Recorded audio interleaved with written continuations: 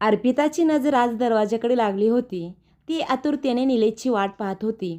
रोज या वेळेला तो तिला भेटायला येत असे. आज तिला यायला एवढा उशीर का झाला? मनात उलटसुलट विचार चालू होते. तितक्यात नर्स तिच्या रूममध्ये आली. थोडंसं स्मित करत बोलली, मॅडम थोडं त्या कुशीवर वळून पहा, इंजेक्शन द्यायचं आहे. अर्पिता अलगद एका कुशीवर झाली. तिला बरे नसल्याने तिची हॉस्पिटलमध्ये ट्रीटमेंट चाललेली होती. तिच्या मेंदूत रक्ताची गाठ झाली होती. 10-15 दिवसापूर्वीच तिचे ऑपरेशन झाले होते. निलेश तर खूपच घाबरला होता. आपल्या बायकोची अवस्था पाहून खूप धावपळ करत होता. निलेश अर्पिताचे सर्वस्व होता. तिला जगात त्याच्याशिवाय कोणीही नव्हतं. किती प्रेम आहे त्याचं तिच्यावर. हॉस्पिटलच्या बेडवर पडल्या पडल्या तिला मागचे सर्व काही आठवू लागले. लहानपणापासूनच निलेश आणि अर्पिता शेजारचे 2 मजली चाळीत राहत असल्याने एकत्रच मोठे झाले. तो तिच्या फक्त 1 वर्ग पुढे होता. एखादं वर्षाने मोठा. अर्पिता लहान, साधारण 7-8 वर्षाची असताना तिची आई जग सोडून गेली. घराची स्थिती यथा तथाच होती. अर्पिता लहानपणापासूनच अशक्त, गोरीपान, नाजूक. वडिलांनी नातेवाईकांच्या सांगण्यावरून दुसरे लग्न केले. सावत्राईने तिला कधीच मायेने जवळ घेतले नाही ना तिचा छळ केला. बिचारी अर्पिता मनातल्या मनात कुळत बसे. कधी कोणाशी बोलत नसे. मनातून नाराज असे. गप्प गप्प असे. तिला जास्त मैत्रिणी नव्हत्या. ती शक्यतो एकटीच असे. सावित्री आईला 4 मुले झाली. ती तिच्या संसारात रमून गेली. वडीलही आपल्या संसारात खुश होते. ते सुद्धा अर्पिताशी खूप प्रेमाने बोलायचा प्रयत्न करीत. पण आई गेल्यापासून ती एकदम अबोली झाली होती. त्यामुळे ती नेहमीच सुकलेली, हिरमुसलेली असे आणि त्यामुळे आजारी दिसे. हळूहळू हा तिचा स्वभावच बनून गेला. शेजारचा निलेशच काय तो तिच्याशी बोलत असे. शाळेतल्या गमती जमती सांगत असे. तिला हसवत असे. त्याची आईसुद्धा तिच्याशी खूप प्रेमाने वागे. तिला निलेशबरोबर खाऊ पिऊ देईल. निलेशबरोबर अर्पिताचा छान वेळही जात असे. तोच तिच्या जीवनातील एकमेव विरंगुळा होता. असे दिवस सरत होते. अर्पिता आता मोठी झाली. वयात आली. दिसायला त्यातच छान. आत्ता अजून सुंदर दिसू लागली. गोरीपान, लांब सडक केसांची, बेताचीच उंची, टपोरे डोळे. पण त्या डोळ्यात नेहमी एक उदासी भरून राहिलेली दिसे. चेहऱ्यावर तो उदास भाव पसरलेला होता. तिच्या अगदी उलट. निलेश हसरा, उमदा, सतत बडबड्या, चळवळ्या, सतत दुसऱ्यांसाठी मदत करायला धडपडणारा, दुसऱ्यांना हसवणारा. तो नेहमी अर्पिताला हसवण्याचा प्रयत्न करे. खूप छान मैत्री होती दोघे. ते शांत स्वभावाचे, सहनशील. ती कितीही दुःखात असली तरी कोणाला काही सांगत नसे. मग निलेशच तिला खोदून खोदून विचारत असे आणि तिच्या दुःखावर मायेची पांघरण घालत असे. तिला हसवत असे. तो हसायला लागला की तिला फार आवडे. मोठे होता होता दोघे कसे एकमेकांच्या प्रेमात पडले दोघांनाही कळाले नाही. दोघांचेही शिक्षण पूर्ण झाले. पण दोघेही या प्रेमाबद्दल अभिन्न होते. खोदून खोदून विचारत असे आणि तिच्या दुःखावर मायेची पांघरण घालत असे. तिला हसवत असे. तो हसायला लागला की तिला फार आवडे. मोठे होता होता दोघे कसे एकमेकाच्या प्रेमात पडले दोघांनाही कळाले नाही. दोघांचे शिक्षण पूर्ण झाले. पण दोघेही या प्रेमाबद्दल अनभिन्न होते. बहुतेक काम होईल असं त्याच्या मनाला वाटत होते. भर दुपारी तो घरी आला. आल्या आल्या आईला बोलला, खूप भूक लागली, लवकर जेवण दे. आई चटकन उठली. तू हातपाय धुव, मी लगेच जेवण गरम करून वाढते. निलेशने हातपाय धुवून पटकन आईने वाढलेल्या जेवणावर ताव मारायला सुरुवात केली. आई त्याला हवं नको पाहत होती. त्याच्या इंटरव्ह्यूबद्दल विचारत होती. त्याच्या आईने सहज बोलता बोलता जेवताना अर्पिताला एक स्थळ बघायला आल्याचे सांगितले. निलेशचा चेहरा उतरला. तसंच तो जेवण अर्धवट टाकून उठला. आई बोलली, अरे निलेश, काय झालं? असं अर्धवट जेवण टाकून का उठलास? हात धुवून त्याने पटकन अंगावर टी-शर्ट चढवत बाहेर जाऊ लागला. आई त्याच्या मागे विचारत होती, अरे कुठे चालला आहेस? अचानक आलोच म्हणून निलेश घराबाहेर पडला आणि सरळ अर्पिताच्या घराजवळ आला. तिच्या आईने दरवाजा उघडला. काय हवं आहे म्हणून रागात विचारले. निलेश अदबीने बोलला, काकू, मला जरा अर्पिताशी बोलायचं आहे. तिच्या मागेच अर्पिता उभी होती, दाराच्या आड हाताच्या नखानं भिंत टोकरत. तिची आई मानेने एक मुरका देऊन बाजूला झाली. निलेश तिच्याकडे बघत बोलला, जिन्यावर ये. ती निमूटपणे त्याच्या मागोमाग आली. तो जिन्याच्या पायरीवर बसला होता. दुपार असल्याने सगळीकडे शांतता होती. निलेश उठून उभा राहिला. तिच्याकडे पाहत. अर्पिता खाली मान घालून उभी होती. निलेश तिच्याजवळ गेला. आपल्या हाताने अलगद तिची हनवटी उचलली. तिच्या डोळ्यात खोलवर पाहत बोलला, अर्पिता, खरंच तुला स्थळ शोधतात का घरचे? अर्पिताने होकारार्थी मान हलवली. मग तू काय ठरवले आहेस? घरातील म्हणतील त्या मुलाशी लग्नाला तू तयार आहेस का? तिने मानेनं नकार दिला. मग तू नकार का देत नाहीस? तुला मी आवडतो का? मला तर तू खूप आवडतेस. खूप वेळा वाटले तुला मनातलं सांगावे, पण तू समोर आलीस की हिंमत होत नसे. वाटे तुला नाही आवडले तर आपली मैत्री तुटेल. माझ्याशी लग्न करशील का? तिने मानेने होकार दिला आणि एक गोड हास्य तिच्या उद्या चेहऱ्यावर पसरले. निलेश तिच्याकडे पाहतच राहिला. एकटक हसल्यावर किती गोड दिसते ही. तिने लाजेने चेहरा झाकून घेतला. निलेशने तिच्या चेहऱ्यावरचा हात अलगद बाजूला करत तिच्या लाजेने लाज झालेला चेहरा बघू लागला. तशी अर्पिता आणखीनच लाजून तिथून पळून गेली. निलेश तिच्या जाण्याकडे हसत बघत उभा राहिला. आता निलेश नोकरी शोधायच्या प्रयत्नात जोमाने लागला. वेगवेगळ्या ठिकाणी मुलाखती देऊ लागला. तो गुपचूप अर्पिताला बाहेर भेटून आपली स्वप्ने सांगू लागला. मला नोकरी मिळाली की मी तुझ्या आईबाबांना तुझ्यासाठी रीतसर मागणी घालेन. मग आपण लग्न करू, राजा राणीचा संसार करू.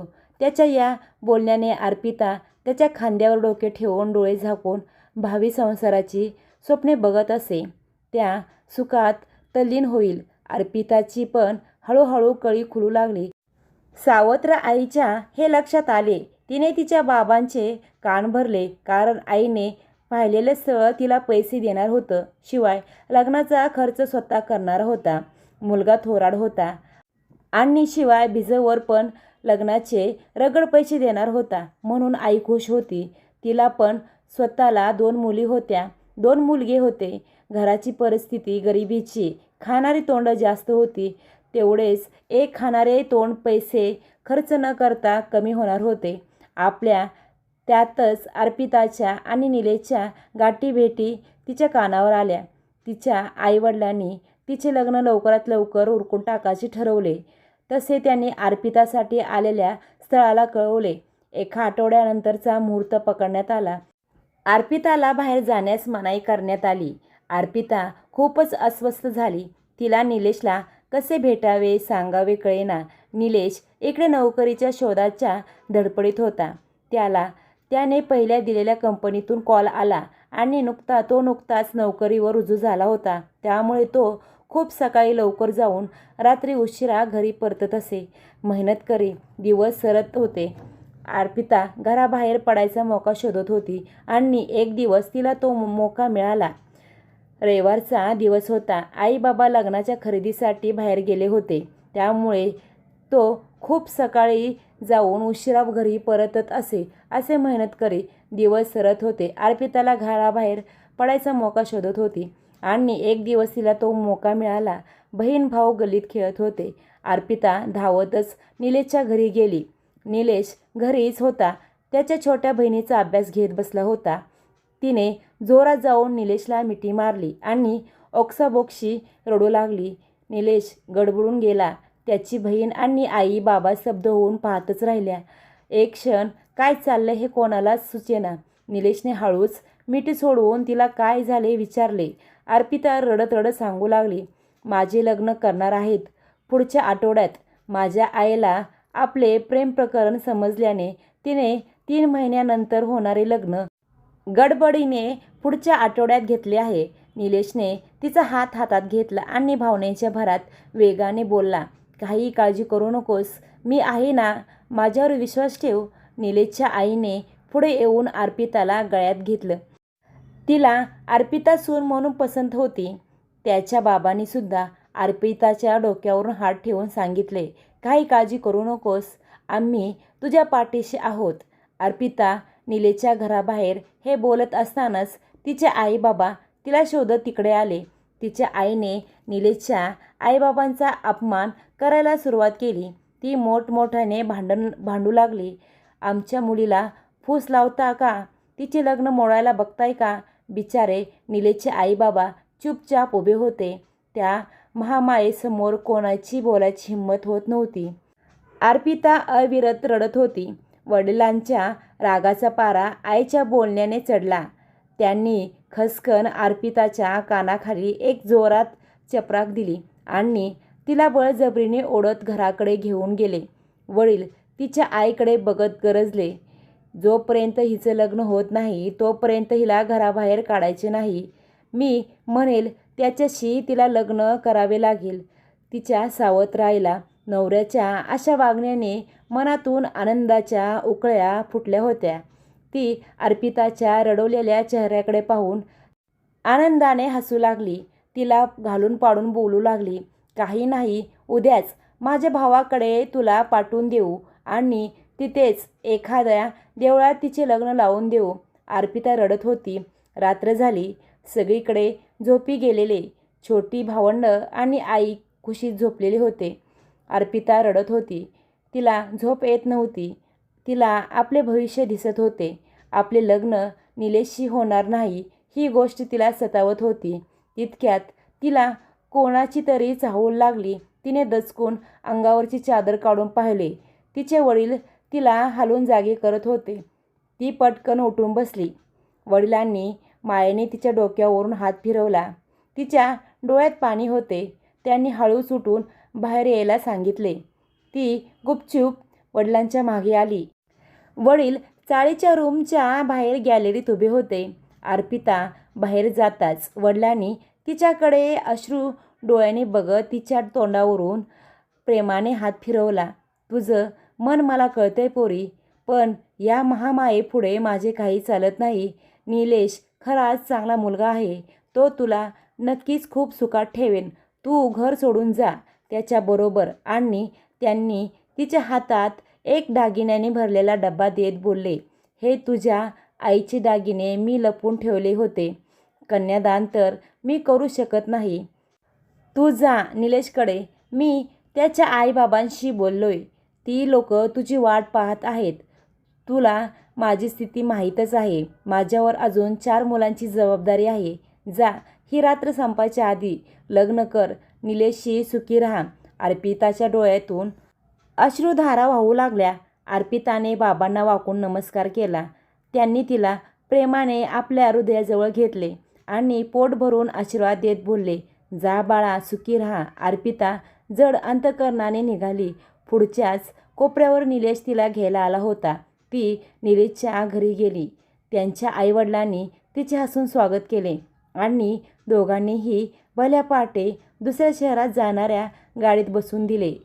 साधारण 12च्या सुमारास ते दुसऱ्या शहरात म्हणजे निलेशच्या मामाच्या गावी पोहोचले.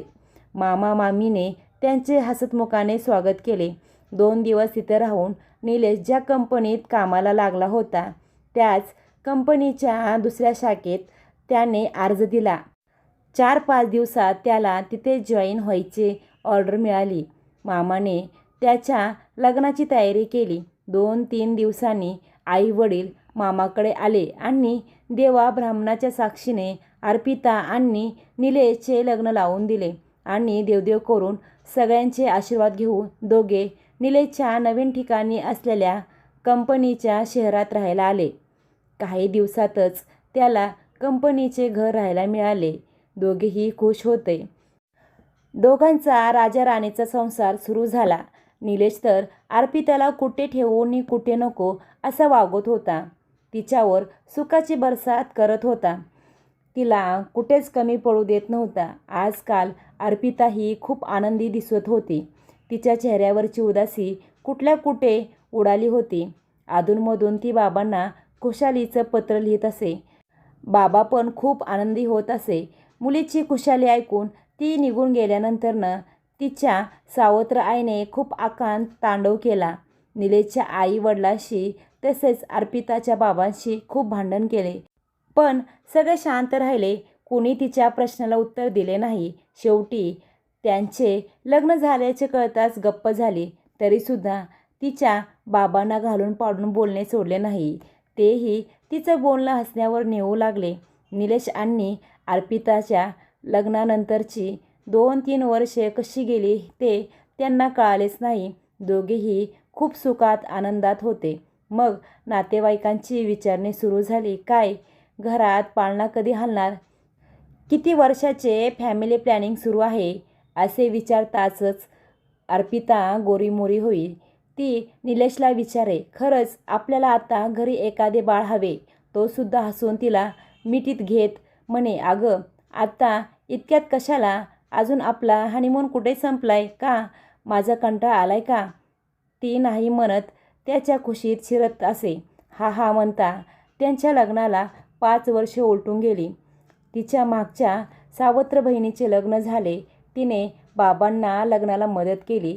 छोट्या भावाच्या शिक्षणासाठीही मदत करू लागली. आत्ता सावित्री आई तिच्या पुढे नरमली होती. अर्पिता कधी माहेरी गेली की तिच्या अवतीभोवती करत असे. तिचे माहेर सासर एकाच एरियात असल्याने दोन्हीकडे सारखेच येणे जाणे होते. दोन्हीही घराची लाडकी झाली होती. तिच्या दुसऱ्या बहिणीचे आणि नंदेचे लग्न होऊन त्याही आपापल्या घरी नांदायला गेल्या. अर्पिताच्या लग्नाला आता चांगली 7-8 वर्ष झाली, पण घरी काही पाळणा हल्ला नाही. बाकीच्या बायका कुजबुजू करू लागल्या. ती सुद्धा निलेशच्या मागे लागे, पण तो प्रत्येक वेळी तिची गोष्ट हसण्यावर नेईल. आपण डॉक्टरकडे जाऊया ना. अगं नाही झालं तर नाही झालं, आपल्याला मूल, आपण दोघे आहोत ना एकमेकांसाठी. तो मनातून दुःखी होत, पण तो तिला मजेत असल्यासारखं दाखवत होता. अर्पिता परत पूर्वीसारखी दुःखी राहू लागली. तिच्या नंतर लग्न झालेल्या बहिणी आणि नंदीला मूलबाळ झाली. अर्पिता मनातल्या मनात कुढत राहू लागली. तिचे कशातच मन लागेना. हळूहळू तिचे बोलणे कमी होऊ लागले. निलेशला बोलायला गेले तर तो तिचे बोलणे टाळत असे. शेवटी हातापाया पडून तिने निलेशला डॉक्टरकडे नेले तपासणीसाठी. तो सुद्धा हो नाही करता करता तिच्या इच्छेखातर तयार झाला. डॉक्टरांनी दोघांची तपासणी केली. दोष अर्पितामध्ये होता. ते ऐकल्यावर ती साप कोलमडून गेली. अर्पिताला आपल्यात दोष आहे हे कळल्यापासून ती खूपच दुःखी राहू लागली आणि तिनं आपल्याला कधीच मूल होणार नाही ही गोष्ट खूप मनाला लावून घेतली. निलेश तर तिला आता खूपच जपू लागला. तो तिला त्या दुःखातून बाहेर काढण्यासाठी हसू लागला, पण अर्पिता आतून मिटून गेली होती.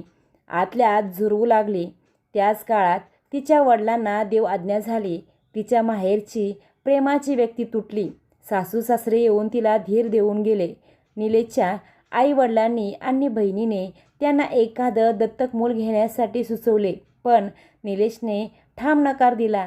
अर्पिताच्या भाऊ बहिणीने सुद्धा स्वतःचं मूल दत्तक देण्यास सहमती दर्शवली, पण निलेश यावर तयार नव्हता. आम्ही दोघे आहोत ना एकमेकांसाठी, मग बस झालं. लग्नाला हा हा म्हणता आता 15 वर्ष झाली. अर्पिता वारंवार आजारी पडू लागली. खूप डॉक्टरांना दाखवले, काहीच निदान झाले नाही. ती खूपच उदास असे. सडकून हाडाची काडी झाली होती, पण निलेश तिला फुलाप्रमाणे जपत होता. तो तिला फिरायला बाहेरगावी घेऊन जात असे, पण तिचे मन कुठेही रमत नसे. तिने आत्ताच अंथरूण पकडले होते. निलेश तिची मनापासून सेवा करे. तो सकाळी उठून घरातील आवरून कामावर जाईल. निलेशची अवस्था पाहून तिला खूपच वाईट वाटे. तिला त्याची सेवा सहन होईना. निलेश किती करतो माझ्यासाठी. मी तुला कसलंही सुख देत नाही, ना मुलाबाळाचं ना स्त्रीसुख. खूप छळते ना रे मी तुला. बोलता बोलता तिच्या डोळ्यातून अश्रू वाहू लागले. निलेश तू दुसरे लग्न कर. निलेश तिला जवळ घेत तिचे डोळे पुसत बोलला, अर्पिता माझे फक्त तुझ्यावर प्रेम आहे. तू नीट हो बरं. मी कधीच तुला सोडून दुसरा कोणाचाही विचार करू शकत नाही. हे जर उलटे झाले असते, तुझ्याऐवजी माझ्यात दोष असता तर तू मला सोडून गेली असतीस का? दुसरे लग्न केले असतेस का? मानेने नकार देत अर्पिता त्याच्या गळ्यात पडून हुंदके देत रडू लागली. अगं, जगात असे कितीतरी जोडपे आहेत ज्यांना मूलबाळ नाहीत. ते खुश नाही का राहत? नाही आपल्या नशिबात. मला तर तू आहेस. तू फक्त खुश राहा. मला बाकी काही नको. याचे आईवडील आता खूप थकत चालले होते. त्यांनी सुद्धा त्याच्या दुसऱ्या लग्नाबद्दल त्याला बोलून पाहिले, पण तो दुसऱ्या लग्नाला तयार होईना. अर्पिताची तब्येत दिवसेंदिवस बिघडत चालली होती. तिला वारंवार डॉक्टरकडे घेऊन जावे लागे. अर्पिता कुठेच मिसळत नव्हती. स्वतःला दिवसभर घरात कोंडून घेत होती. नीट जेवत नसे. स्वतःकडे अजिबात तिचे लक्ष नव्हते. सतत मनात एक अपराधी भावना तिला टोचत असे. ती निलेशचा, त्याच्या सेवेचा विचार करत असे. ती तो कामाला गेल्यावर विचार करतच झोपून राहत असे. आजकाल निलेशसुद्धा बायकोच्या अशा वागण्याला, तसेच घरातील भकासपणामुळे अर्पिताच्या सततच्या आजाराने थोडासा थकला होता. घरातील आणि बाहेरची कामे करून कंटाळला होता. कधीतरी मित्रांच्या संगतीने थोडीफार दारू घेऊ लागला, पण तो आत्ता 40च्या उंबरठ्यावर पोचला होता. अर्पिताच्या नंदेने भावाच्या रोजच्या कामाच्या कसरती पाहून आणि अर्पिताच्या सेवेसाठी तिला दिवसभर सांभाळण्यासाठी तिच्या सासरच्या नात्यातील एक अनाथ मुलगी कामासाठी त्यांच्याकडे पाठवली. 27-28 वर्षाची नीमा दिसायला काळीसावळी, एखाद्या सिसवेच्या खांबासारखी तुळतुळीत होती.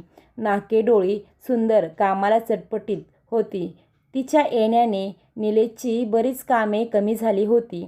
ती सुद्धा आनंदाने घरातील सर्व कामे करे, अर्पिताची सेवा करे. तिच्यामुळे घराला एक वेगळाच तजेला आला होता. तिच्या पायातील पंजनाच्या आवाजाने अवघे घर नादमय होत होते. अशातच अर्पिताच्या चेहऱ्यावर पण एक टवटवी आली होती. आणि अशातच एकदा अर्पिता घरात चक्कर येऊन पडली. नीमाने तिला सावरले. निलेशला फोन करून बोलून घेतले. दोघांनी अर्पिताला हॉस्पिटलमध्ये ॲडमिट केले. तिच्या बऱ्याच टेस्ट करण्यात आल्या, पण काही केल्याने निदान होईना. निलेशने तिच्यासाठी महागडे हॉस्पिटल, तिच्या मेंदूमध्ये रक्ताची गाठ झाली होती. निलेशने पाण्यासारखा पैसा खर्च केला आणि तिचे ऑपरेशन व्यवस्थित पार पडले. नीमासुद्धा अहोरात्र सेवा करत होती. ती आता घरदार, आले गेले नातेवाईकांचे मनापासून आदरातिथ्य करत होती. निलेश तर सतत अर्पिताच्या उशा पायथ्याशी बसून असे. सगळे नातेवाईक त्यांना जशी मदत होईल तशी करत होते. आज अर्पिताच्या ऑपरेशनाला 10-12 दिवस झाले होते. निलेश एक रात्रसुद्धा शांतपणे झोपला नव्हता. कालच अर्पिताने त्याला बळेबळे घरी पाठवले होते. तो घरी आला. नीमाने हसऱ्या चेहऱ्याने त्याचे स्वागत केले. त्याला तिचा हसरा चेहरा पाहून मनातल्या मनात प्रसन्न वाटले. तिच्याकडे कानाडोळा करून तो सरळ आपल्या बेडवर जाऊन झोपला. त्याला जाग आली ते नीमाच्या हाकेने. ती जेवायला उठवत होती. तिचे हसरे लगावी रूप बघून तो एक क्षण तिच्याकडे पाहतच राहिला. घरात ते दोघेच होते. त्याने उठून हातपाय धुतले आणि खूपच स्ट्रेस आला होता म्हणून थोडा रिलॅक्स होण्यासाठी कपाटातील विस्कीची बॉटल काढली. एक पेग बनवून TV पाहत पिऊ लागला. नीमा त्याला जेवण वाढू लागली. त्याला तिची प्रत्येक हालचाल आवडत होती. तिच्या पायातील पंजनाची छुमछुम भुरळ घालत होती. त्याच्या डोक्यात आत्ता दारू भिनली होती. कित्येक दिवसात, वर्षात म्हणा, त्याला स्त्रीसुख मिळाले नव्हते. समोर नीमाला पाहून त्याचा तोल गेला. त्याने नीमाचा हात पकडला. नीमाने सुद्धा काही प्रतिक्रिया केली नाही आणि त्या रात्री एकांतात दोघांच्या हातून नको ते घडले. एका मोहाच्या क्षणी दोघेही मनातून खजील झाले, पण त्याच्या हातून भावनेच्या भरात नको ते घडले होते. रात्र सरली. निलेशला खूपच अपराधीपणा वाटत होता, पण नीमा खूपच खुश होती. तिने हे सगळं आनंदाने स्वीकारले होते. ती अजूनच त्याच्या पुढे पुढे करू लागली. त्याला कुठल्या तोंडाने अर्पिताकडे जाऊ असा प्रश्न पडला. त्याची हिंमत होत नव्हती. पण आता संध्याकाळ होऊन गेली तरी तो आला नव्हता. अर्पिताचे डोळे त्याच्या वाटेकडे लागले होते. रात्र सरली. दुसरा दिवस उजडला. दुपारी निलेश तिला भेटायला आला, पण कोण जाणे थोडा अलिप्त वाटला. तिच्याशी तो बोलत होता, पण नजर चुकून तिला त्याच्यातला फरक जाणवू लागला. तो हवं नको पाहत होता, डॉक्टरांशी बोलत होता, पण कुठेतरी हरवल्यासारखा. त्याच्यातला हा बदल हॉस्पिटलच्या बेडवर पडलेल्या अर्पिताच्या नजरेतून सुटला नाही. तिच्या मनात शंकेची पाल चुकली. तिने त्याला सहज विचारले, नीमा कशी आहे? करते का घरचं सगळं व्यवस्थित? तो नजर चुकून मानेनेच हो बोलला. डॉक्टरांनी सांगितल्याप्रमाणे जवळजवळ 1 महिना हॉस्पिटलमध्ये राहून अर्पिता आता आपल्या घरी परत आली होती. खरं तर तिला हॉस्पिटलचा खूपच कंटाळा आला होता. कधी एकदा घरी जाऊ असे तिला झाले होते. निलेश तिला घरी घेऊन आला. नीमाने तिचे हसत स्वागत केले. अर्पिताने घरावर सभोवर नजर फिरवली. घरात या 1 महिन्यात बराच फरक पडला होता. नीमाचा घरात मुक्त संचार चालू होता. अर्पिताला आपलेच घर थोडेसे परके वाटू लागले. नीमा आणि निलेश तिचे मनापासून सगळे करत होते, पण कुठेतरी काहीतरी घडते हे अर्पिताला आतून जाणवत होते. दोघेही तिच्यासमोर काही दाखवत नव्हते. कर्तव्यभावाने जबाबदारीने सगळं काम पार पडलं जात होतं. दोघेही खुश होते. एकदा रात्री अर्पिता झोपेचे सोंग घेऊन पडली आणि किलकिल्ल्या डोळ्यांनी निलेशवर नजर ठेवत होती. आता निलेशला नीमाची सवय लागली होती. तो अर्पिता झोपलेली पाहून हळूच उठून नीमाच्या खोलीत गेला. अर्पिता समजून चुकली, पण निलेशला विचारणार कसे? खरं सांगायला तो मुळीच तयार होणार नाही. तिची रात्रीची झोपच उडली. सांगणार तरी कोणाला? तिचा तोंड दाबून बुक्क्याचा मार अशी अवस्था झाली होती. ती परत परत आजारी पडू लागली. असे 6 महिने गेले. तिला निलेश आणि नीमाचे प्रेम सहन होईना. तिने याचा मोक्ष लावायचा ठरवला. त्या दोघांचे लग्न करून द्यायचे ठरवले. तिने तसे आपल्या नंदेला कळवले. नणंद धावत आली. सासू सासऱ्याशी अर्पिताने बोलणे केले, पण निलेश आपले आणि नीमा मध्ये काही आहे हे कबूल करेना. त्याने अर्पिताची माफी मागितली. मी बहकलो हे मान्य केले. परत माझ्याकडून असे होणार नाही असे शपथ घेऊन सांगितले. नणंद नीमाला घेऊन गेली. या सगळ्या गोष्टीचा अर्पिताच्या डोक्यावर ताण आला. तिला पुन्हा हॉस्पिटलमध्ये ॲडमिट करावे लागले. निलेश तिची सेवा करत होता, पण आताशा तो दुःखी राहू लागला. त्याला हसऱ्या खेळकर, त्याला पुरेपूर श्रीसुख देणाऱ्या नीमाची आठवण येऊ लागली. नोकरी सांभाळून घर, हॉस्पिटलच्या चक्रात तो पुन्हा अडकला. डॉक्टरांनी सांगितले की अर्पिताला आता थोडेसेही टेन्शन सहन होणार नाही. तिची स्थिती खूपच नाजूक आहे. तिच्या डोक्यात रक्ताच्या पुन्हा गाठी झाल्यात. तिला ब्रेन हेमरेज होऊ शकतो. जपा, काही दिवसच राहिले तिच्याकडे. कधीही मरण येऊ शकते. निलेशने तिच्या केसातून प्रेमाने हात फिरवला. आता खरंच तिला त्याची गरज होती. त्याने तिची आयुष्यभर सेवा केली होती, प्रेम केलं होतं, आणि आज तो तिला भेटायला आलाच नाही. ती हॉस्पिटलमध्ये पडल्या पडल्या त्याची वाट पाहत होती. दिवस सरत होते, पण 8 दिवस तो तिला भेटायला आला नाही. ती दवाखान्यातच एकटीच होती.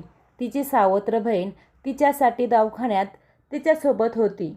अर्पिता तिला सारखे निलेशबद्दल विचारे. ती तिला उडवाउडवीची उत्तरे देत असे. अगं ताई, कामात असतील, येतील असे बोलून वेळ मारून नेईल, पण निलेश तिला भेटायला आल्याशिवाय राहणार नाही हे ती मनातून जाणत होती. तिला त्याच्या न येण्याचे आश्चर्य वाटत होते.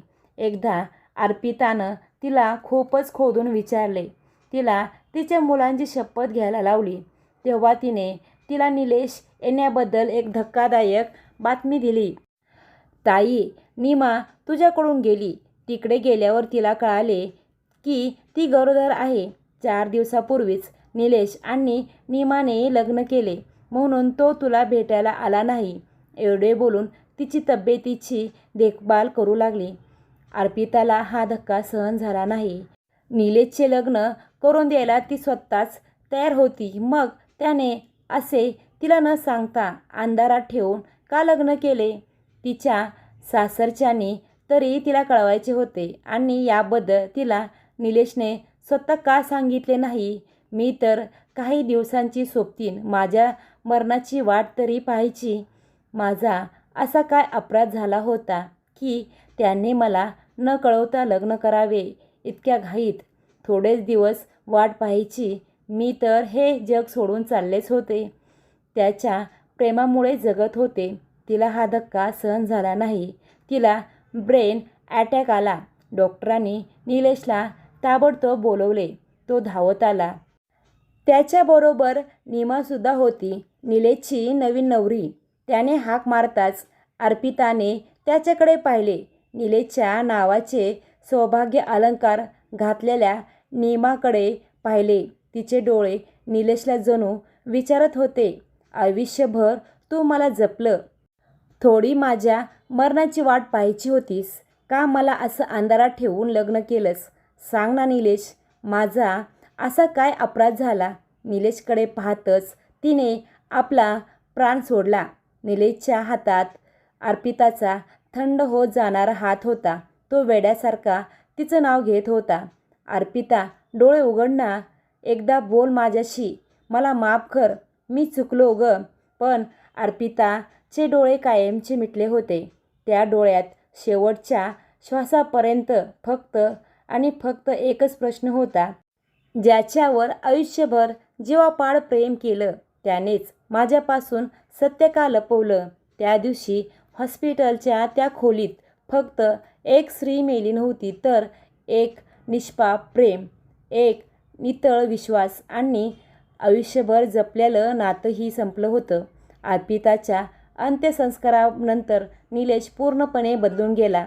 घरात सर्वत्र अर्पिताचं अस्तित्व होतं. तिची आवडती साडी, देवघरात ठेवलेली तिची फुलांची छोटीशी वेणी, खिडकीत ठेवलेला तिचा चहाचा कप, सगळं त्याला आतून पोखरत होतं. नीमा त्याच्यासमोर होती. तिच्या पोटी त्याचं मूल वाढत होतं. पण तरीही त्याच्या मनात शांतता नव्हती. कारण शरीराने मिळणारं सुख आणि मनाने मिळणारं प्रेम यातला फरक त्याला उशिरा समजला होता. एका रात्री तो अर्पिताचे जुने पत्र वाचत बसला होता. त्या पत्रात तिने लिहिलं होतं, निलेश, माझ्या आयुष्यात आईचं प्रेम नव्हतं, नशिबाचा आधार नव्हता, पण तू होतास म्हणून मला जग सुंदर वाटलं. जर पुढचा जन्म असेल ना, तर पुन्हा मला तुझी साथ मिळवू दे. पत्रावरचे अश्रू पुसताना निलेश पहिल्यांदाच लहान मुलासारखा रडला. त्याला समजवलं, अर्पिता त्याच्यासाठी फक्त बायको नव्हती, ती त्याचं घर होती, त्याचा श्वास होती, त्याच्या आयुष्यात शांत आधार होती. काळ पुढे सरकत गेला. नीमाने एका गोंडस मुलीला जन्म दिला. निलेशने तिचं नाव ठेवलं अर्पिता. कारण काही माणसं शरीराने जातात, पण प्रेम बनून कायम आपल्यात आत जिवंत राहतात.